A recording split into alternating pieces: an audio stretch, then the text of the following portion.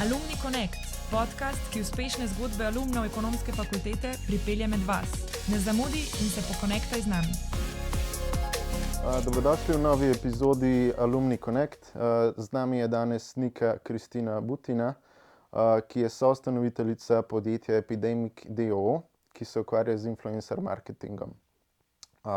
Podjetje je v bistvu že prodrlo na svetovni trg, ki je prisotno na 3 različnih kontinentih in sodelujejo z svetovno znanimi blagovnimi znamkami, kot so Volt, L'Occitane, Pampers in še mnogo drugih. Najprej hvala, da si sprejela moje povabilo, pa dobrodošla na podcastu. Z velikim veseljem, hvala za povabilo. Ja, zdaj ti si najbolj znana imaš dobro podjetniško pot za sabo že kljub svojim mladim letom, ampak glede na to, da je Alumni Connect podcast, bi se najprej dotaknil tvojih študijskih let, ki si se vrnila na svojo alma mater. Pa me zanima, a si zdaj vemo že, koliko je izpopolnjena tvoja podjetniška pot, pa vsaj glede na leta, ampak ja. I take it. In me zanima, a si bila tudi akademsko vedno toliko angažirana, toliko usmerjena, ali si bila v bistvu, si se vedno videla bolj v tej podjetniški sferi? Dobro vprašanje, ker v resnici jaz tukaj verjamem, da gre za en common misconception pri nekem mutual exclusivity študija, pri tega, da si pride na študiju, pa da si pol uspešen v podjetništvu, najverjetneje zaradi zgodb, kot so Steve Jobs itd. Ne, jaz sem bila v resnici v srednji šoli, sem imela bolj divjo stran svoje mladosti. Na faksu sem bila pa že piflarka, ker je bilo meni res všeč to, kar smo delali. In je zares, čeprav v srednji šoli se mi zdi, da ljudje zares ne vemo, kaj gremo študirati, kaj gremo ekonomijo. To je nekaj, kar bi si jaz recimo osebno želela majčken impacta morda enkrat down the line pustiti, da bi se lahko bolj mladi na bolj opremljen način odločali glede faksa. Ampak kakor je šlo to v bistvu čisto na srečo, pa na nekem, zdi se mi, da bi bila ekonomija zame, je bila žebljica na glavico. In meni se učiti ekonomijo je bilo v 90% res zakon in zato sem bila iberpiflarka z sodelovanjem v vseh društvih. Pol ekonomska fakulteta je bila edina in prva izbira? Ali? Ja, mislim, tako je. Ekonomska fakulteta je bila moja prva izbira. Alternativa bi šla čisto v drugo smer, ker bi bila veterina. Tako da takrat me je pa že bolj v družboslovje vlekel. Sploh ne vem, če sem dala drugo možnost, sem pričakovala, bom noter. Kaj pa je bila recimo, ti kot študentka, tvoj študentski alter ego, pa celo obdobje imamo v mislih, kaj si odnesla iz teh let, pa ne nujno študij in predmeti in strokovna plat, ampak iz tega obdobja, kaj je ena stvar, ki bi rekla, da si odnesla, ki ti najbolj pomaga zdaj na tvoji poti kot podjetnica? Dobro vprašanje. Skoraj zagotovo ni bila direktno podana kot snov na faksu, neka taka najbolj learning izkušnja. Bi rekla, da je najverjetneje bila v angažiranosti v druge dele obštudijskih dejavnosti, kjer sem ugotovila, kakšni so v bistvu različni motivatorji, ki ljudi pripravljajo do dela. Ker v bistvu služba je dosti clear cut, delaš ure za to, da si plačan denar. Medtem ko gre za angažiranje v raznih delih EFO-ja, kot so svet in te senati, organizacije in podobno, gre pa zares za druge faktorje. Večina se nas je pridružila zato, da bomo pripadali nečemu. Se pridružiš zaradi nekih recimo socialnih faktorjev, prej kot finančnih. In sem v resnici potem ugotovila tudi naprej, kot nas je večina že, če sem cel faks delala, nas je večina že imeli službe, kako smo velikrat še vedno vzeli, gremo raje delati na faks za ston, zato da bomo bolj pripadali družbi, kateri želimo, kot pa delati v svojo službo v zameno za denar, kjer je zelo short term dobiš povrnjena. Ne? In to sem tudi naprej videla veliko v svojem poslu potem, ker v startupu velikrat ne moraš ljudi plačati tako, kot bi si želel ali pa kot si zaslužijo. In sem res poskušala iskati ljudi, pri katerih lahko apeliram na neke skupne vrednote, ki jih motivirajo na drugačen način kot samo ekstrinzično, pač denarno. Se pravi, ti si ciljala na startup, ki deluje kot društvo v socialnem vidiku. Ne, bog ne daj, ne, plača se vse, karkoli se lahko, ampak da pa ni, zdi se mi ful dobra stvar društev to, da ljudje, ki so del društev, ki so neplačana, res čutijo ponavadi to, kar delajo, ker jih sicer ne bi bilo tam. In to je tisto, se pravi, da mora imeti podjetje nek why, ki nima povezave z denarjem. Zato, da ljudje vejo, zakaj so tam, tudi če niso plačani, logično mora živeti, mora biti plačani, ampak da pa to ni primarni motivator, da nekdo pristopi k podjetju, ampak je nek underlying why, ki ni neposredno koreliran z denarjem. Tako. Kaj pa recimo si rekla, da si delala tudi ob študiju, se pravi, si imela zelo v bistvu malo časa, kako je izgledal tvoj dan ali pa recimo teden kot študentka?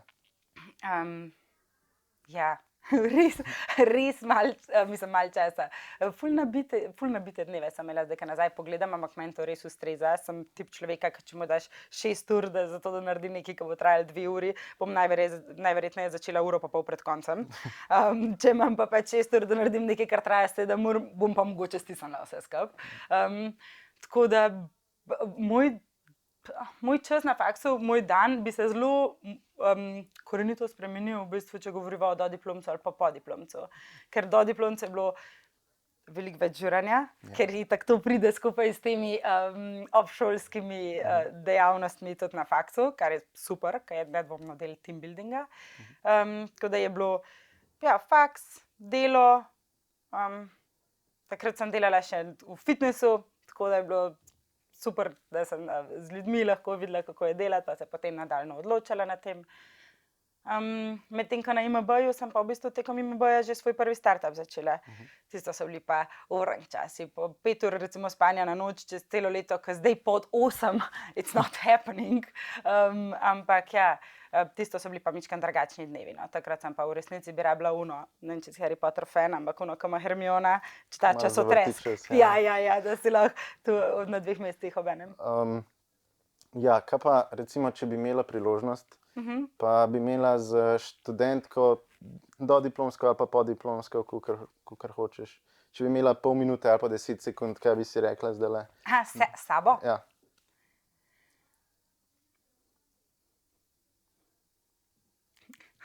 Zdaj razmišljam, je, ali bi se kakšne izkušnje obvarovale vnaprej, ali bi si rekla v resnici pač zdržka, čeprav se ti ne bo zdelo, se bo dobro izteklo.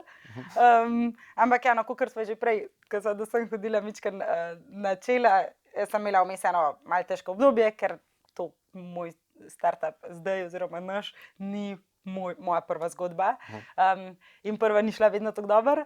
In recimo takrat, v tistih časih, ki ni šla tako dobro, bi mi zelo lepo prišlo, če bi sam videla, da se bo v redu odvil enkrat. Tako da, I guess, da bi to drugo zbrala, ker te izkušnje so me še vse naredile. Se pravi, ti samo ustraji, dobro se bo odvil, ne glede. Sam to, ne vem, recimo, ko bereš knjigo, in pa je ful, jaz delam eno stvar, ki je sicer ful spoiler alert sama zase, ampak če je pri nekomu, ko mi je ful všeč v knjigi, ful napeta situacija, da ne vem, če bo preživel, sam tako odzadaj pogledam, če se še kje tako ime, a veš, še je živ kul, No, sem to, rekla bi si pač na konc, si še živa, kul je, Čez 5 let si še napisana. Go with it. Ok, zanimivo. Zdaj pa malo narediva preskoke na ta poslovno obdobje. Pa me zanima, zdaj v uvodu sem že pač povedal, s čim se ukvarja tvoje podjetje, ampak daj recimo predstavljaj si, da govoriš s 5-letnikom in mu razlagaš, kaj je influencer marketing. Kaj je to? A veš v tvoji skupini vrtcev? Ali pa recimo, ali lahko rečeva tako 7, ki so že malo bolj, ker influencer marketing temelji na neki zavedani družbe pa primerjanja pa oponašanja, česar mogoče. Drugi razred osnovne šole, ki ima že vsak svojo vlogo. A veš, tvoj sošolc, ta najbolj kulski, ki če ima nove superge, ti zatežiš tvoji mami, da bi ti tudi rad imel te nove superge. Ja. No, v podjetju, katerega sem jaz ustanovila, poiščemo točno take ljudi, kot je ta tvoj sošolc, ki pa objavljajo, samo da ne gre samo za superge, ampak gre za vse različne stvari, ki te v življenju lahko veselijo. Ali s čim se ukvarjati, ali kaj brati, ali kere izdelke uporabljati, zato da ti olajšajo življenje, in vedno najdemo enega, ki je lih toliko kul, pa toliko izstopa, kot ta tvoj sošolc, in njega prosimo, da predstavi svojo izkušnjo z določenim izdelkom. Se pravi, jaz imam neko podjetje in pristopam do tebe, rečem, prosim, najdi mi tega kul sošolca. 50 njih. 50 kul sošolcev, To.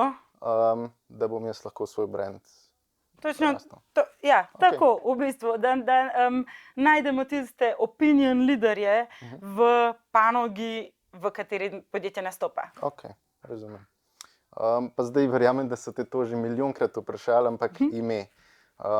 Epidemik, mislim pač 2022 malo preveč tematsko, da bi bilo naključje, oziroma da ne bi bilo nekaj velikega v zadnji, tako da prosim. Spet I take it, pravo. Ne, drugače naključje dejansko je. Jaz sem res velik fan panov. In mi smo, ne toliko pan, kot pač besedno igro nekako tukaj iskali, ker ko smo začeli podjetje, to je bilo disclaimer pred korono, to je bilo pač 2 meseca, 3 mesece prednje korona k nam prišla. To je bilo tik pred korono, kar spet vem, ampak nič nimam z onim netopirjem, presežem. Mi smo samo iskali način, da z imenom že pokažemo, koliko hitro se da nekaj razširiti, če to pravilno plasiraš. Se pravi, spet smo pri teh sošolcih, ne? Ja. Če ti med prave ljudi pač razširiš neko informacijo, koliko hitro se da to informacijo razširiti potem med druge ljudi na svetu. In nam je šla analogija perfektno z epidemijo, ne? Ja, little did we know, da se bo to zgodilo, ampak sej to je drugač fun fact. Prvi startup, ki sem ga jaz ustanovila, se je pa imenoval Boomerang, in smo launchali 2 meseca, preden je Instagram launchal svoj Boomerang, ki je bil prvotno app, če se spomniš, ni bil samo model, v začetku ni bil tako, da si samo storil, ampak je bil app.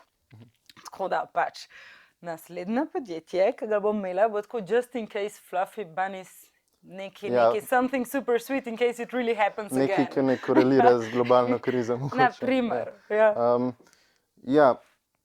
Zdaj, ko smo že pri teh začetkih poimenovanja podjetja in vse to, kako pa je prej, ko smo govorila o tvojih študentskih letih, kako pa je ta transition potekal, da si ti se prav začela to svojo podjetniško pot iz študentske pa to?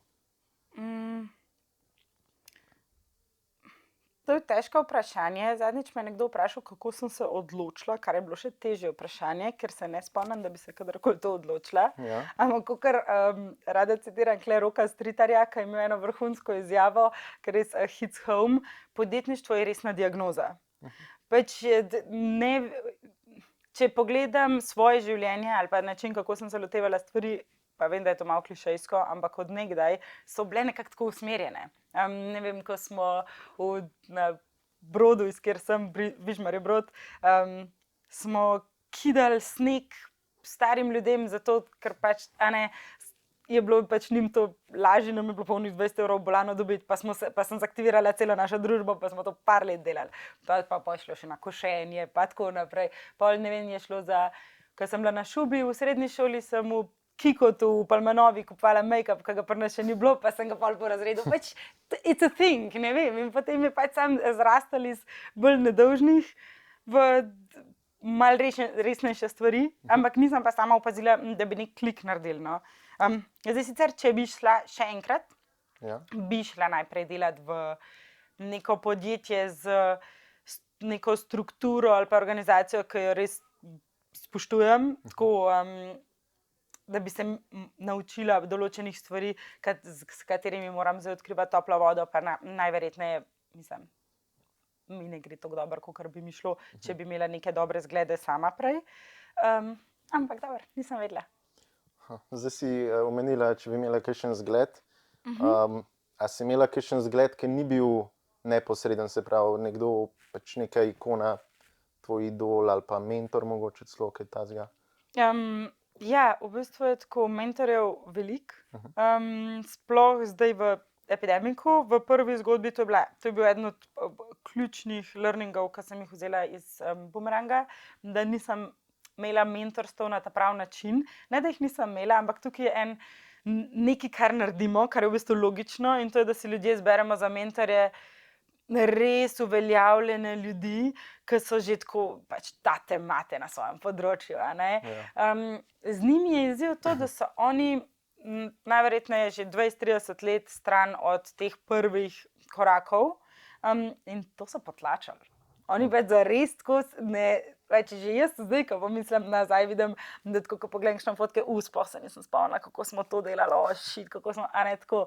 In ljudje, ki so predaleč stran od tega, so super za nek navdih, ampak je pa treba obdržati ravnovesje ali pa ravnotežje med tem, da imamo še koga, ki je pa mogoče samo 1 leto pred nami, ki se je pa lihkar, ali pa 2 leti, da se je lihkar soočil z našimi pejni, ki nam bo znal dati prvo kot prvo bolj ažurno informacijo, ker pač, če je nekdo 20-30 let nazaj gradil firmo, najverjetneje je zdaj tako gazillion smarter ways to do it, ki so pač bolj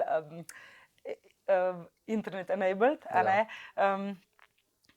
po drugi strani pa če za ta mental sanity, da ti nekdo pove, pač nisi nor, meni se je isto dogajalo, pa tudi takrat, ne vem, pa sem začenjal zvezo, pa naenkrat imel to, pa tralala, da si v podobnem življenjskem stanju, ne da pač se sam pogovarjaš za 50-letniki, ki so pač nerealni in v resnici uživajo v tem svojem udobju.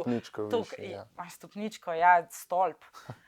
Se pravi, fajn, da imaš nekega mentorja, pa pol enega buddyja, ki sta... Ja, pa saj tudi to so mentori, ne? V mojih izkušnjah meni so najbolj pomagali taki, ki so bili res malo pred nami. Tega tako ni zares toliko za podcenjevati, pač mogoče še veliko bolj, da so neposredno uporabni, v mojih očeh. Kaj pa recimo kakšna situacija, v katerih so ti pomagali, kakšne take odločitve, ali bi to nasplošno kot ali je bilo to mogoče, da nisi vedela, kako pristopiti k problemu, ali da sploh nisi vedela, kaj problem je? Ja, v bistvu predvsem to drugo, da so me opozorili na določene težave, ki se mi bodo začele pojavljati. Ampak ena je pa najbolj taka, I guess, splošna zanimiva zgodba, ker se je naša investicija v bistvu razvila iz mojega mentorstva. Je bil en gospod, ki je prej pač meni samo pomagal enkrat na mesec, je rekel, lahko priješ, pač dan ti 1 uro, 2 in pač povem, če imaš težavo, bo reševala in tako in pa pač, kar je super, ne? Tako da pač tudi sam pri sebi moraš pa delati neke korake naprej, zato ko veš, da jih boš mogel enemu povedati, ne? Ful dober trik. In enkrat sem k njemu prišla, ker smo bili na koncu, pač že zelo knee deep v rejzanju seed runde in sem z 2 visijema se pogajala in sem rabila finančne projekcije relativno dobre za 3 do 5 let. To ni moj jam. Pač jaz tega ne znam, ni mi cool, zdi se mi, da nimam dovolj točk, da bi naredila nekaj realnega, pa res nisem fan bullshita. In sem rekla, da mi prosim pač pomagi. In v tem, ko je on poklical pol svojega partnerja in sta pomagala nam oblikovati številke, se je na njihovi strani pojavil interes, da so to res vaše številke. Sem rekla, tako da so, zakaj bi te prosila za pomoč s fake številkami, in v bistvu se je potem spontano iz tega ven razvil, kaj pa, če bi mi investirali v vas, didn't know that was an option, in se je v bistvu potem razvila res lepa mentorsko-investicijska zgodba, zaradi katere nismo rabili še visija, kar je super, ker oni imajo pač čisto neke druge prijeme. Ja.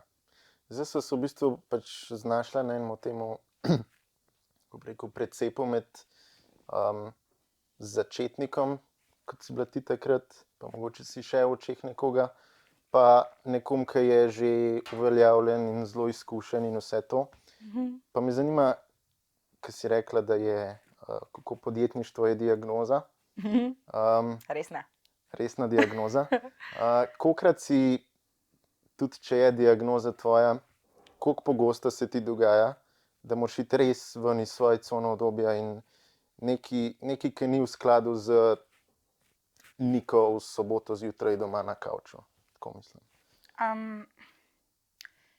Jaz sem svoji coni obdobja se približala v zadnjih 2 mesecih nazaj na najbližji radij, kjer sem bila od nje v zadnjih par letih. Sicer bi rekla, da se meni to drugače res konstantno dogaja, pač mislim, da bolj obračam, da so redki dnevi, ko nimam nič takega, da bi res me malo bom pušnil.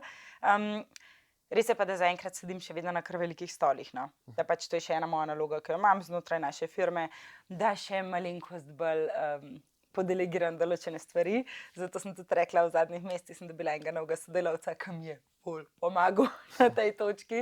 In zdaj sem morda malo bližje, ampak drugače je pa to kar neka konstanta. No? Tudi, ker je tudi tako, pač veliko je pol. Se pravi, pol ti kot oseba in ti kot podjetnica je zelo kontrastno, ali ne nujno? Ne, jaz nimam zares ločenega življenja. Tudi zato mi je zaenkrat težko razumeti ta work-life balance, ker nimam še, ne vem, nimam otrok, imam enega 4-nožnega, ampak tako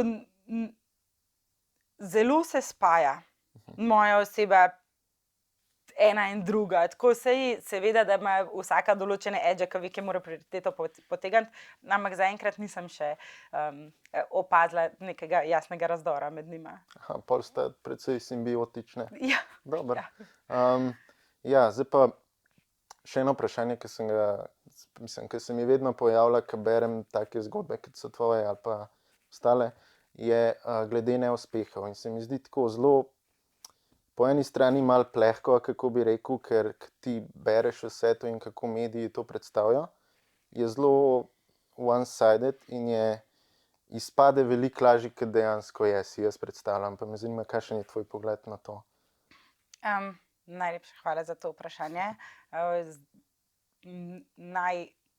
Skoraj nujno mi je, da kadarkoli kje govorim, poudarjam, zato rada poudarjam, da jaz sem bila prvo zgodbo, da je šla hudiču, ravno zaradi tega, ker mi gre res izredno na živce to, kako pač se bom potegnila, in pol enkrat je ratal, valjda, do takrat pa nisem obstajala.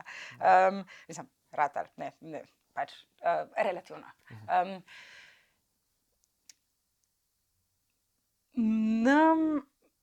Z epidemikom ne bi šlo niti približno tako smutno na začetku, če ne bi prej jaz res veliko stvari probala, ker niso šle v prejšnji zgodbi. Res je, da sem imela zdaj pač 2 co-founderja, ki sta bila izvrstna in je to pač nam tudi ful odnesel. Ampak zdi se mi zelo v Sloveniji nismo še tam, kot je recimo v Ameriki, ki nikoli ne šla živeti v Ameriko, razen delati za 1-2-3 leta. Okay. To pa imajo, recimo, ko smo mi prvo zgodbo zaključili, sem se začela malo prijavljati na jobe. In ameriški jobi imajo pač recimo malo bolj visoko leteči, imajo skoraj vsi v applicationu povej eno stvar, ki si jo res orangzezno. In je amazing, ker ti sam pri sebi spremeni tvoj največji pain v edge. In to zdaj, kar rečeš, je tako en stavek. Ampak resnici ta proces je ful intenziven in res je game changing, ne? Ker kar naenkrat ugotoviš, da pač tisto, kar si ti, kar je v Sloveniji še vedno na nek način, pač tabu in res, mislim, pač sam ne govoriš o tem. Ja. Če ti ni šlo dobro, pač sam ne govoriš o tem. To je drugače čisto ista bila zdaj situacija v maju, kup konferenc. Maj je bil ravno pač trka 2 meseca po začetku vojne, ja. Kar se nam je poznalo zelo velikim ljudem, da so nam pač velike stranke začele malo zavlačevati plačila. Ker pač vsi so malo k sebi stisnili, niso vedeli, kaj se bo zgodilo in logično pač nekam startupu na koncu plačaš. Stvar, ki sem pa sam jaz ugotovila, je pa, da ko sem govorila z ljudmi, ki sem jih srečala, sem rekla, kako ste, kaj? Top, kaj ti? Pa tako, mi imamo pa mečken krize zdaj s cashflowom, ko nam malo ne plačajo. Mi tudi, koliko bed. Sem si mislila, za čigav zdravje morava najprej to rundo everything is good, putting up a facade odplesati, da če jaz ne bi žokanila, bi mislila, da imamo mi edini problem. In tukaj se mi zdi, da je ful velik izziv slovenske mentalitete, Ja. ki ga moramo še ponotranjiti, da v resnici pač ni, če si ti nekaj preživel, pa je šlo slabo, pa si preživel. It's a good thing. A ne? Ja. Druga stvar je pa, če padeš v neko apatično stanje za neko dolgo obdobje, tisto je pa pol. Se tukaj pač že pregovori, ne, sosedova trava v Sloveniji. Tako. Ja. Druga stvar pa, ki bi jo tukaj mislim, meni se je zgodil še sploh pač res neugodna situacija, zato ker je bil moj soustanovitelj prvega podjetja, tudi moj bivši fant. In pri 23 letih, ko smo mi tisto zbankrotirali, sem jaz v resnici v enem tednu izgubila vse, kar je sestavljalo moje življenje zadnjih 5 let. A ne? In je bila res neugodna situacija. In vsakeč, ko to nekje pač predstavljam, vsakeč se najde nekdo, ki pač mi polke napiše, pa tako, sem se dobila z eno punco, pa tako pa v jok padla, meni je toliko lepo, če se sam en boljš počuti lahko, pa sam ve, da bo zmogel, pa da bo prefuril, pa da svašta se ti lahko zgodi. Pač ljudje kar brcamo, zaradi tega je to pač ena najlepših izkušenj v resnici, tako kot honest heartbreak ali pa res ta meltdown karierni. Ker kar na koncu ugotoviš je, da je to liberating, ker se ti lahko zgodi tisto, kar si mislil, da je tvoj najhujši what if, in ti še vedno brcaš. Ker tega ti ne more noben vzeti. In je v resnici liberating. Tako, mislim, da te pa to tudi naredi ful bolj ruthless in tako močnega pa naslednjih potezah. Ja, pa po eni strani verjetno tudi bolj optimističnega. Si misliš, če sem enkrat uspel, zakaj ne bi še enkrat? Ja, ne, samo v tem scenariju to prvič nisi uspel, ne. Uspel prideti čez to. Ja, to pa ja, strinjam. Potem je pa tukaj čisto še ena stvar, ki bi jo z veseljem izpostavila, ki sem jo zadnjič prebrala in je, niti slučajno se ne postavljam ob bok tej osebi, ampak samo to tako, ker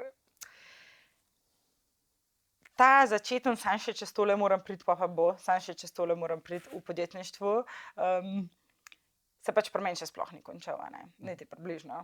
In potem sem zadnjič brala članek iz intervju z Markom Facebookovim oziroma Meta Markom. In to je bilo še preden so začele stvari south, recimo kvartal nazaj. In je on odgovoril, kako se počuti zjutraj, ko se zbudi. Like I'm being punched in the gut. Sem rekla, ne, če se pa ti tako počutiš, pač it never ends. It never ends. In to je pa se mi zdi nekaj, kar bi bil tudi message from me to me in še vsem drugim ljudem, ki mislijo, da je morda pač tole moram stisniti, pa pač bom tako, kot podjetniki to delajo, šel na en otok in migate v sprstki po toplem pesku. Noben ni imun. Mislim, prodaj pa da je, ne? Ampak pač dokler se pa misliš to iti, pa pač stresi se nikoli ne nehajo, ker ljudje relativiziramo svoje izzive. Kar v bistvu pomeni, da pač tudi če takrat dela Meta revenue, če se ta model ni sprostil, nikoli se ne boš sprostil. Pač nikoli se ne konča. In se mi zdi, da je to ful pomembno, zato ker če ugotoviš recimo po, ne vem, enem letu podjetništva, da to pač ni tvoj jam, paid ven, sunk cost, pozabi, pač zaradi tega, ker se ne bo nehal, sam ne si reči, sam še tole zdržim, pa bo. Ne bo, če ti ne ustreza, ne biti v tem. Zato je tudi ta navezava z resno diagnozo. Zato, ker po mojem ni nek defaulten, prijeten človeški state biti v tem stageu, kjer smo podjetniki velik del časa. Ja. In če ti to ne odgovarja, v resnici najverjetneje nekaj prav s tabo ne narobe. In tukaj mislim pa, da je misconception, ki je tako, ok, če tega ne zmoreš. Ne. Ja, verjetno je kar neka dogma, da pač si podjetnik in ne par let si na grindu in pol konc in si kot ptiček na veji cel življenje. Pa verjetno je toliko del tega, ker nikoli ne vidiš te plati podjetnikov. Ne. Zmer vidiš samo uspehe, zmer vidiš samo tisto svetlo plat. V bistvu. To ali pa screenshote koledarjev, kako od 5 zjutraj grindajo cele dneve in se nekako s tem postavljajo v neko pozicijo, jaz sem toliko delovan in 5 AM club in also not healthy, stari, pa nekaj moralca zbujati vsem drugim smrtnikom, ki si želijo imeti normalno življenje. Ja, kot da moj agent. Pač to, da zapostavljaš zdravje, je nekaj višjega, kot pač. Pa ne samo zdravje, pa vse ostalo. Ja, Ne, pač vse okrog sebe v bistvu. Spet govorim o ljudeh, ki delamo solušne kot je naša. Pač recimo, če bi mi odkrivali zdravilo za raka, bi jaz z največjim veseljem povedala ljudem, če bi pač delala 40 ur na dan. Ja. Tako, ampak če imaš pa ti nek produkt, ki pa ne bo ne bo reševal življenj, pač je pa tako, da lahko najverjetneje vplivaš na ful velik življenj, tudi sam s tem, da daš ljudem kakšno pozornost takrat, ko si jo zaslužijo, pa tako stvari, ki so sicer ekskluzivne, se izključujejo z nekim podjetniškim delovnikom. Okay. Kaj pa zdaj, ki so prišla nekako do zaključka, da ni podjetništvo slepa ulica s koncem, ampak da je rondo. Kakšni so tvoji načrti za naprej, ali pa kje se, klišejske, kje se vidiš čez 5 let? Okay, jaz ne vem, niti za 2 tedna vnaprej ne planiram, tako da kje se vidim čez 5 let, težka, ampak lahko ti pa odgovorim na splošno načrte za vnaprej, ker pa ne moram dati timestampa na njih. Pa so taki wishful načrti. No. Jaz bi si v resnici želela izkoristiti izkupiček iz poslovanja epidemika, zato da bi, spet govorim na moji strani, ker to ni moje podjetje, jaz sem samo tista, ki sem pač v spredi, a ne, mi smo 3 co-founderji, za sabo imam pa veliko zelo zasluženo ekipo, ampak jaz govorim za tisti del, ki bi meni pripadal, a ne, bi si ga želela porabiti naprej za dvig kvalitete ali pa, no, odvisno, kako bi bilo tega denarja, ampak želim si dvigati kvaliteto zavetišč na Balkanu. Mislim, da to nujno rabimo.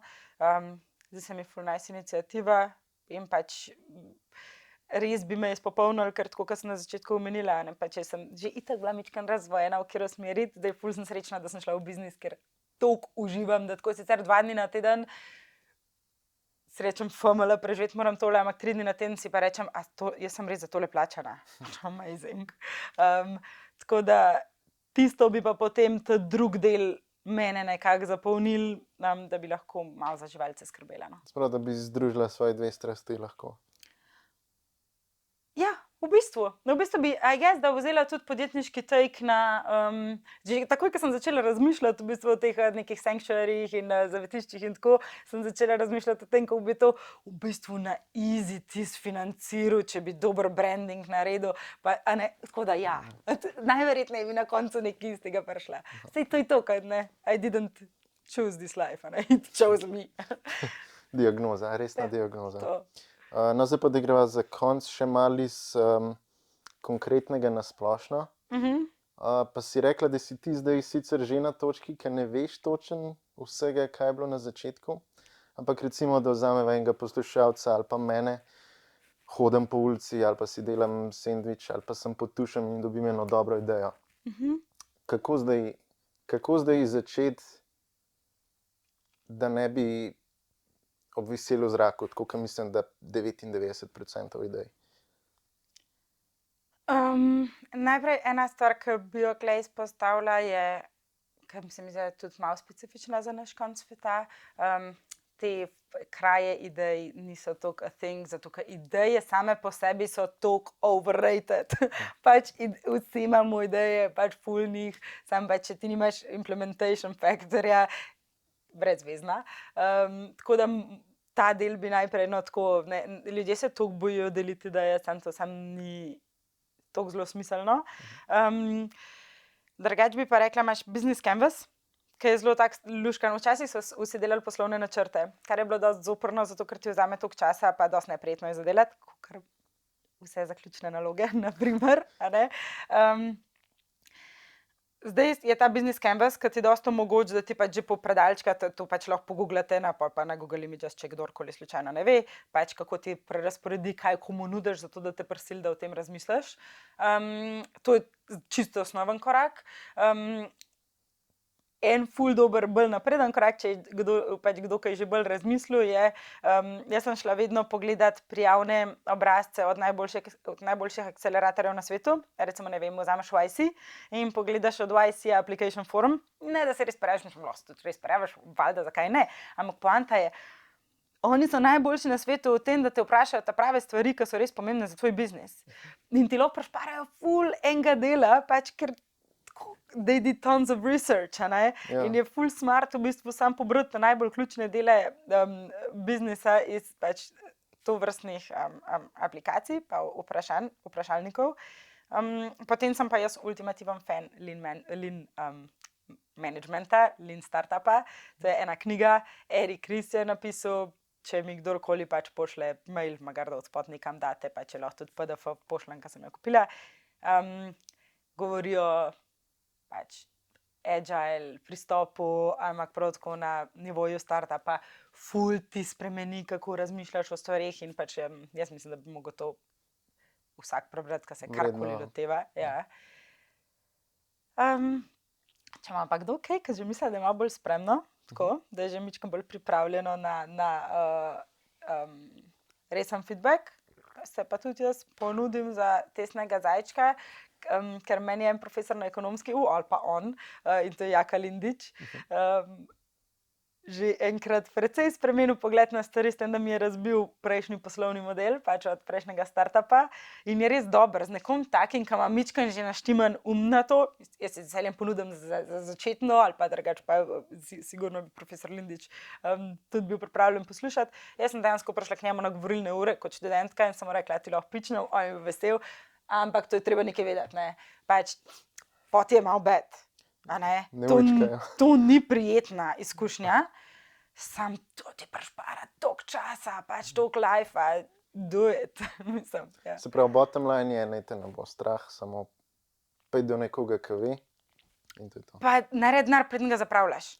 Mi smo epidemik začeli z 140 evri, nekaj tacga, pač pol pa sem jaz šla prodajati to in Gašpar je to na roke, pač v Excel kucu, da sva dobila denar, da sva plačala enim študentom, da so spletno stran postavili, pol spet za naprej. In s tem si ti zagotoviš, da to, kar ti nudiš strankam, je aktualno. In se ti ne more pol zgoditi, da v bistvu ti narediš posel, ki ga noben noče. Zaradi tega, ker ga sploh ne bi mogel narediti.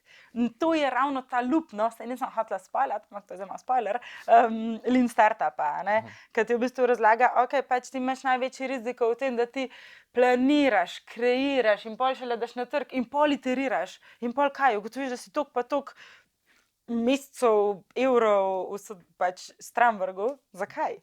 Če lahko dejansko greš direktno z rešitvijo, in pač se zgodi, narediš še malo na Wizard of Oza vmes, ampak to je pa tudi to je tak najbolj magičen del startupa, pač to morajo vsi. Se obujaš spomine zdajle? Ja, imam je lištan. Kaj bi bila pol ena misel tako za vse poslušalce? Jaz se moram zapomniti, da se take stvari drugič naprej pripravim.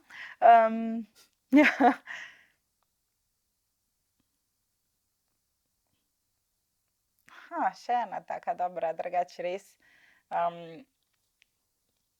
Je pa nekaj, s čimer se jaz ful soočam, pa sem tudi ugotovila preko pogovorov, da se ljudje precej, predvsem punce, impostor sindrom, če pa znaš. Ja. Ja. Ne spadam, sem, ja. Da se ne pustiti impostor sindromu, da pač ga imamo vsi ljudje, jaz ga imam enkrat na teden, sigurno, pač konstantno.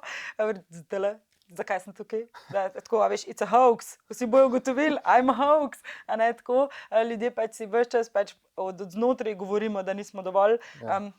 Ta oseba, ta notranji glas, nima, it doesn't have your best intentions at heart. Pač to je treba vedeti, to je pač trik naših možganov, ki nam to dela, zaradi tega, ker možgan, ta lizard brain, noče iti v riskantne poteze. In je samo treba vedeti, da to ni ultimativna resnica. To je samo en poizkus našega internega pusija, da nas odvrne od tega, da smo awesome. Ja. Ampak smo awesome. Smo. Zaključna misel. To je zaključna misel, lepa nota za konc, za vse poslušalce. Tako da še enkrat hvala.